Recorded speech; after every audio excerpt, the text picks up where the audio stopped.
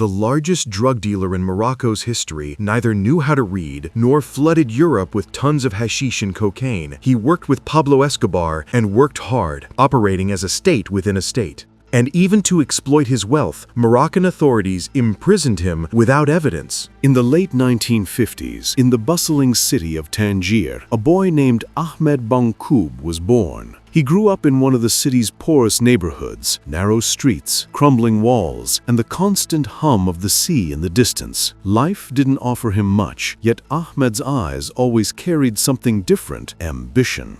From modest beginnings, he would rise to build one of the most powerful underground empires Morocco had ever known. He started small, transporting hashish across the rugged coastal mountains that surrounded Tangier. But as the years went by, he transformed from a simple courier into a mastermind, buying directly from farmers in the Rif's Katama region and commanding a fleet of boats that carried his goods across the Mediterranean to Spain and Europe. As his power grew, so did his connections. Stories spread that even the infamous Pablo Escobar once visited Tangier in 1987, drawn by the scale of the trade that Boungoub controlled. It said Escobar gifted him a grand villa, a palace of shadows, where the world's most dangerous smugglers met behind closed doors. From the narrow alleys of poverty to the throne of an empire built on smoke and gold, this is the legend of Ahmed Boungoub, the ghost of Tangier.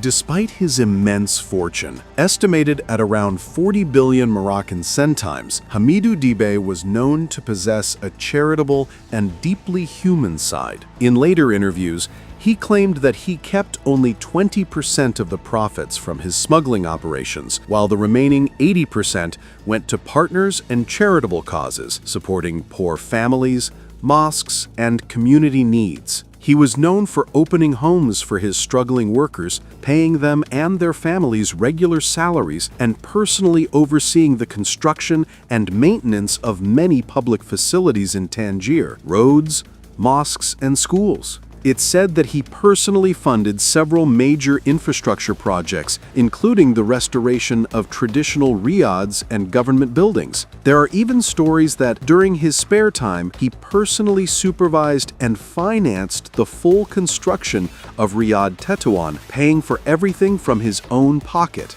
On the other hand, it was reported that Hamidou El Deeb had cooperated with Moroccan security forces in several major investigations, including the capture of dangerous fugitives. In a press interview, Deeb openly denied all accusations linking him to any partnership with the state in drug trafficking operations, describing them as empty talk with no basis in truth. He even claimed that he personally provided authorities with the names of individuals involved in serious crimes, including murders and terrorist acts, such as helping capture the killer of foreign nationals in Tangier and contributing information in the 1994 Osni Hotel bombing case in Marrakesh. Moreover, he said he helped patrol the coastline from Cape Spartel to Ksar Sagir, assisting the state in preventing illegal migration and drug trafficking, forbidding any unauthorized boats from entering his territory. According to his own words, when the authorities later raided his properties, they found quantities of drugs that did not belong to him, a detail that, he claimed, proved that the charges against him had been fabricated. By the late 1980s, Hamidou El Deeb's influence had reached its peak. His name had become legendary, whispered in the streets of Tangier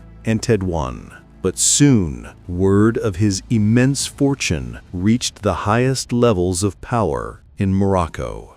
Reports of his growing wealth drew the attention and the suspicion of King Hassan II and his powerful Minister of the Interior, Driss Basri. In 1996, the king ordered a massive campaign to purify the northern regions from major drug traffickers. According to official sources, a detailed plan was prepared to dismantle the most powerful mafias, and Deeb's name was placed right at the top of the wanted list. Security forces launched raids on his safe houses in Tangier and Tétouan. Fearing arrest, Deeb fled, hiding for 3 days inside a garbage container near his home without food or water. Eventually, police stormed his apartment in Tangier. He was arrested without resistance And from that moment, his legend began to crumble.